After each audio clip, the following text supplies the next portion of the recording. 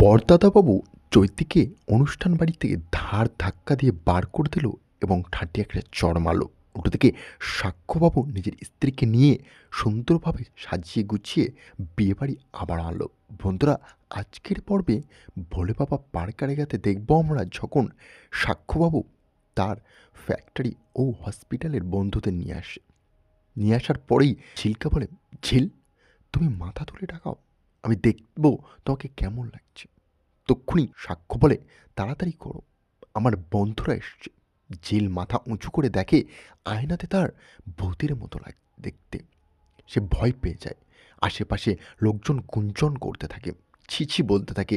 এদিকে চৈতি চলে যায় সাক্ষর মাকে হাত করতে এবং বলে, কাকিমা, আজ আমি ওকে নিজে সাজিয়েছি, দেখবে সাক্ষর ঠিক পছন্দ হবে না, ওকে নিজে সাজিয়ে গুছিয়ে রেডি করেছি।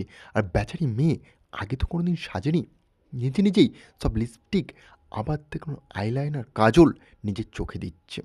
তখন সে বলে, চলুন সবাইকে দেখে আসি কি করেছে এটা কি। চৈতি বলে, অবশ্যই, কিন্তু আমি ওকে সাজিয়েছিলাম খুব সুন্দরভাবে। তারপরেই বাড়ির লোকজন সবাই মিলে চলে যায় দেখবে বলে ঝিলকে, তাকে কেমন লাগছে আজ এই অবস্থাতে। ওটা থেকে সাক্ষ্য তো দেখে নিজের স্ত্রী অবস্থাতে প্রচণ্ডভাবে রেগে গিয়ে চৈতি চৈতি বলে চেল্লাতে থাকে, সারা বাড়ি মাথায় উঠে পড়ে। পাশের লোকজন গুঞ্জন করতে থাকে এবং বলে, ছি, এই মেয়ে বস্তির মেয়ের মতো লাগছে।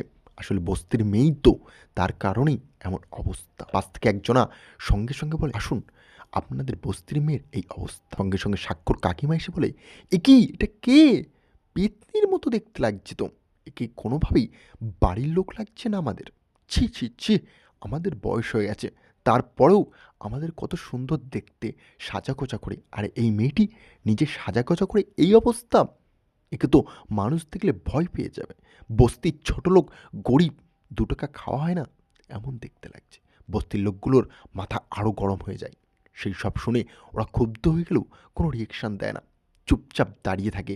সাক্ষ্য তখন বলে, চৈতি, তুমি আমাকে একটা সত্য করে কথা বলবে, ওকে একটা আয়না দাও, ও প্রথম দেখুক নিজের মুখটি। ঝিল তক্ষুনি আয়না নিয়ে মুখটা দেখে ভয় পেয়ে যায়।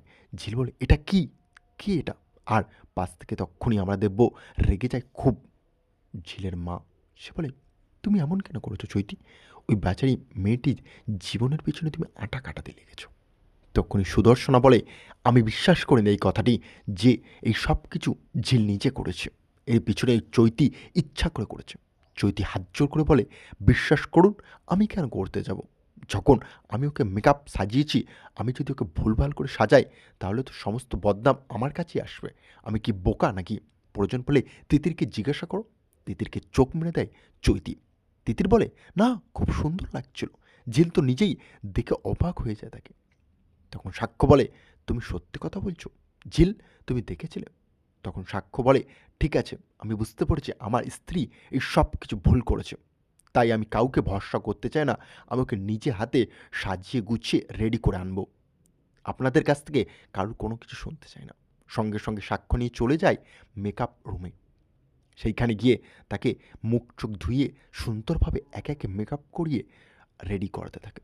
সাক্ষ্য বলে, আমার হিরোইনকে আমি নিজে সাজাবো, লোককে দেখাবো ঠিক কতটা সুন্দর আমার পছন্দের নারী, তাদেরকে বোঝাতে হবে না। ঝিলকে রেডি করে পুরো রাজ রানীর মতো লাগছিল। চুমু খায় সাক্ষ্য গিয়ে মাথায় এবং বলে, সত্যি আজ তোমার চোখ থেকে কেউ সরাতে পারবে না চোখ, তোমাকে অসাধারণ লাগছে। এবং তার মাথায় গিয়ে একটি চুমু খেলেই পাশে দাঁড়িয়ে থাকতে থাকতে রেগে যায় প্রচণ্ডভাবে চৈতি। তুমি যদি মন দিয়ে ওই মেয়েটিকে সাজাতে, তাহলে আজ ওর এই দুর্দশা হতো না। বেরিয়ে যাও এই বাড়ি থেকে, তোমাকে আর আমার দেখতে চাই না। তোমার মন, প্রাণ আর ব্যবহার আচরণ আমি সব বুঝে গেছি। সো তুমি আমাদেরকে বোঝাতে আসো না তুমি কতটা ডেঞ্জারাস একটি মেয়ে। তখনই আমাদের বউ সাক্ষ্য বলে, অফকোর্স চৈতি, তুমি আসতে পারো। তোমার এ বাড়িতে ঠিক যতটা দরকার ছিল, তুমি অতিথি হিসেবে সমস্ত কাজ মিটিয়ে ফেলেছো। আমি মনে করি এবার তুমি তোমার বাড়ির থেকে যেতে পারো, আর এ বাড়িতে ঘুরেও কোনো দিন আসবে না। তক্ষুনি সাক্ষ্যর মা বলে, মুখ সামলে সাক্ষ্য, নিজের স্ত্রীর প্রেমে পাগল হয়ে তুই এতটাই বোকামির কথা বলছিস যে তুই ভুলে গেছিস আমি ওকে ডেকেছি, তুই নয়। আর এই পরিবারে আমার মান মর্যাদা আছে। তক্ষুনি সাক্ষ্য বলে, মা, তোমার বাড়ির বৌমাকে ও ছোট করেছে, আমাদের মান মর্যাদা নিয়ে ও খেলা করেছে, তারপরেও তুমি কথাটি মুখ ফুটে বলতে পারছো। অদ্ভুত লাগছে আমার আজ। অচেনা লাগছে তোমাকে। তুমি এই কথাটি বলছো। যেই মহিলা আমার কথা, আমার কর্মকাণ্ড, আমার পছন্দ অপছন্দ সব কিছু সে ভালোবাসত, যে আমাকে কোল পিঠে মানুষ করেছে, আজ সে আমার স্ত্রীকে মানতে পারছে না একটি পর নারীর জন্য, যে কিনা আমার ক্ষতি চেয়েছে। আমার নামে ডায়েরি করেছে, থানায় আমাকে জেলে টেনে নিয়ে যাওয়ার চেষ্টা করেছিল। সঙ্গে, সঙ্গে চৈতি বলে, "তুই ভুল বুঝছিস। আমার আমার পরিস্থিতিটা আমার দিক দিয়ে একবার ভেবে দেখ তো। ঠিক কতটা কষ্ট একটা নারীর, যার স্মৃতির সিঁদুর একটি বস্তির মেয়ে কেড়ে নিয়ে তার ভাগ করেও নেয়। অন্য কেউ তার স্মৃতির সিঁদুর দিয়ে ভাগ বসাতে চলে আসে, তাও সেই বিয়ের মণ্ডপে দাঁড়িয়ে।" তখন চুপ হয়ে যায় সাক্ষ্য এবং বলে, "আমি আর কিছু শুনতে চাই না। আমার বাবা তোকে বলল না বেরিয়ে যেতে? তারপরেও তুই এখানে কুকুরের মতো দাঁড়িয়ে কেন আছিস? চলে যা।" তারপরে আমাদের বউ সবাই মিলে অবাক হয়ে যায়। ঝিলকে এতটাই সুন্দর লাগছিল, যারা সবাই বদনাম করছিল, পাশ থেকে গুঞ্জন শুনতে পায় সাক্ষর মা, যেহেতু চৈতিশ থেকেও সৌন্দর্য দেখতে। এই মেয়ের জন্য ওর মা লাফালাফি করছিল। মেয়েটাকে বস্তির মেয়ে হতেও পারে, কিন্তু একে দেখে কেউ বলবে না এই বস্তির মেয়ে। অস্বাভাবিক সুন্দর লাগছে ওকে দেখতে। সঙ্গে সঙ্গে সাক্ষর মা এই কথা শুনে বলে, "চুপ করো তোমরা। তোমরা চেনো এই মেয়েটিকে? একে সাজিয়ে গুছিয়ে এমন দেখতে লাগছে, তাই মন থেকে একদমই ভালো না।" তখনই সাক্ষ্য শুনে বলে, "কাকে বলছো তুমি মা? মন থেকে ভালো না?" আর ঝিল নিজের সব ভাগ অধিকার ত্যাগ করে, নিজের স্মৃতিতে সিঁদুর ত্যাগ করে আমাকে ডিভোর্স পেপার দিয়ে দিয়েছিল, শুধুমাত্র চৈতির জন্য। আর চৈতি তার পরিণাম হিসেবে আমার কান ভাঙাতো, আমাকে কানে বিষ ঢেলতো, ঝিলের বিরুদ্ধে আমাকে উস্কানি দিত। যে মেয়েটি এমন কাজ করতে পারে মা, তোমার মনে হয় সে যখন তখন একটি পরিবার, সংসার, মানুষকে ক্ষতিও করতে পারে? তুমি ওই মেয়েটিকে বিশ্বাস করছো? তখনই সাক্ষর মা বলে, "দেখ, আমি অত কথা জানি না। তোর স্ত্রী, তুই যখন ওকে নিয়ে সুখে আছিস, সুখে থাক।" তখনই বরদাদা বলে, "বাহ! আজ সত্যি একটা কথা শুনে অবাক লাগলো। তুমি এই কথাটি বললে? যার স্ত্রী তাকে নিয়ে সুখে থাকতে? ও এখন ম্যাচিওর, ও আর বাচ্চা নেই। অতএব ওর যখন পছন্দ হয়েছে, ওর স্ত্রী হিসেবে ঝিল থাকবে, তাহলে তো আমার মনে হয় এটা মেনে নেওয়া উচিত। এটা তোমাদেরকে বোঝা উচিত ছিল, যেটা তোমরা আগে বুঝোনি। কেন জানি না, কিন্তু একটি কথা তোমাদেরকে বোঝাতে চাই আমি। এই বিবাহ জীবনটা এত সুন্দর, ওদের দুজনকে এত সুন্দর লাগছে, জাস্ট এক্সপ্লেন করা যাবে না।" ঝিলকে চৈতি ইচ্ছা করে অমনভাবে সাজিয়েছিল। চৈতির এই ব্যবহার আচরণের জন্য তিতির ওর সাথে হাত মিলিয়েছিল। আমি স্পষ্ট দেখেছি তিতিরকে চোখ মেরেছিল চৈতি, এবং ইশারায় বলে দিয়েছিল মিথ্যা কথা বলার জন্য। এবং তিতির যথারীতি ঝিলকে পছন্দ করে না, কারণ ঝিল তো একটি ভালো মেয়ে। আর ভালো মেয়েকে কি খারাপরা কোনোদিন পছন্দ করতে পারে? তখন তিতির বলে, "কি বলছো জেঠু তুমি? আমি বুঝতে পারছি না।" তখন সে বলে, "আমি আর কিছু বলতে চাই না। যা বোঝার, জানার তুই বুঝতে পারিস। আর তুই যথেষ্ট বড় হয়ে গেছিস।" তখনই ঝিল বলে, "প্লিজ কাউকে ছোট করবেন না দাদাবাবু। আমি কাউকে ছোট করতে চাই না। যে যা করেছে সে বুঝতে পেরেছে, এটাই যথেষ্ট। এখন তো আমি সেজেগুজে এসছি বাড়িতে, আমাকে ভালো লাগছে।" তখনই সাক্ষ্য সবার সামনে জড়িয়ে ধরে তাকে মাথায় একটি চুমু খায় এবং বলে, "তুমি আমার স্ত্রী। তোমাকেই সোনার আংটিটি আমি তোমাকে দিলাম গিফট হিসেবে। তুমি এটিকে পড়ো আর সারা জীবন আমার সাথে থেকো।" তখনই ঝিলের মা বলে, "এই মেয়েটিকে পরীর মতো লাগছে। আমার মেয়েটিকে কি বিচ্ছিরি সাজিয়েছিল। আমি ভাবছিলাম সত্যি আমাদের দলেরই একজন। আমরা খেটে খাওয়ারই যোগ্য। কিন্তু সাক্ষ্য বাবা, দাদাবাবু, তুমি যা করলে আমি বিশ্বাস করতে পারছি না সাক্ষ্য। চোখের ওপরে হারিয়ে যাচ্ছি। তুমি এত সুন্দরভাবে সাজিয়ে গুছিয়ে আনলে?" তখনই সেইখানে রেগে যেতে থাকে ক্রমশ সাক্ষর মা। বলে, "আর সুনাম গায় না। মেয়েটিকে এতটাও সুন্দর লাগছে না।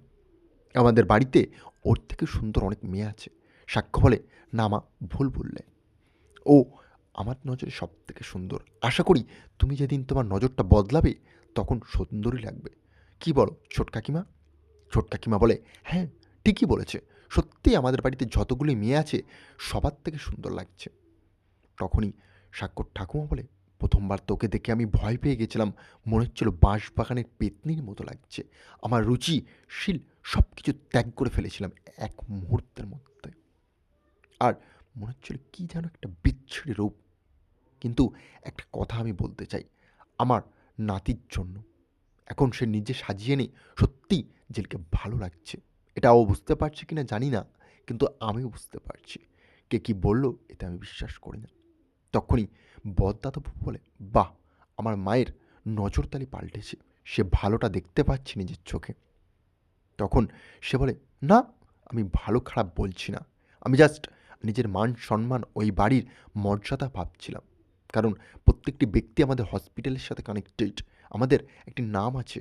তারপরেও ওর যদি এমন বিচ্ছিরি রূপ দেখে সবাই বাড়ি গিয়ে ফটো তুলে পাবলিকালি পাবলিশ করে, ঠিক ইমেজটা আমাদের কোথায় যেত বলুন তো?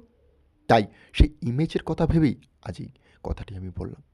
পাশ থেকে আমাদের তিতিরের দিদি ও তার বয়ফ্রেন্ড বলে, ঠিকই, সত্যি কি সুন্দর মেয়েটিকে দেখতে লাগছে। আর চৈতি সবটা ইচ্ছা করে করেছিল। তার বয়ফ্রেন্ড বলে, অবভিয়াসলি ওই মেয়ের উপরে কোনোদিন কি ভরসা করে? ওই মেয়েটি তোমার বোনের মতো। তাই জন্য দেখোনি দুজনের কতটা মিল। তিতির আর চৈতিরের কেমন সুন্দর কম্বিনেশন। দুজনা কত সুন্দর মিলেমিশে থাকে। চড়ে চড়ে আনন্দ তো হবেই, মিশবে তোই। তক্ষুনি রেগে যেতে থাকে শুনতে পেয়ে তিতির। বলে, মুখ সামলে কথা বলো। পেছন থেকে আমরা দেখব ছোটকা ও সুদর্শনা পেছন থেকে এসে বলে, বাহ! সত্যি তো, আমি বলছিলাম না ঝিল নিজেকে এতটা খারাপ কোনোদিন করবে না। আমি ঝিলকে ট্রাস্ট করি, আর সেই ট্রাস্ট আমার কেউ ভাঙতে পারে না।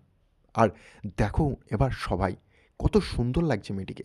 ওর মান মর্যাদাটা ঠিক কোথায় চলে গেল? এই বাড়িতে সত্যি অমন সুন্দর কেউ নেই। আমি নিজে একটি মেয়ে হয়ে এই বাড়ির বৌমা হয়ে বলছি। সাক্ষ্য বেস্ট ওম্যান চুজ করেছে। তার নজরে তো যদি সুন্দর, আমার নজরেও মনে হচ্ছে সুন্দর। সুদর্শনা নিজের আয়না দেখায় ঝিলকে। ঝিল তখন সে আয়নাটি দেখে বলে, সত্যি, মনে মনে হাসতে থাকে সে। তার মুখে ফুটে ওঠে একরাশ ভালোবাসা সাক্ষ্যবাবুর জন্য। আর তক্ষুনি ঝিল বলে, আমি সত্যি জানতাম না চৈতি আমাকে এভাবে সাজিয়েছিল। তক্ষুনি সাক্ষর মা বলে, তুমি তাহলে নিজের ওই শাড়িটি হাফ কোমর পর্যন্ত উঠে পড়েছিলে, সেটাও বুঝতে পারোনি? নাকি সবটা নাটক ছিল? তোমারও ভালো লাগছিল, তাই না?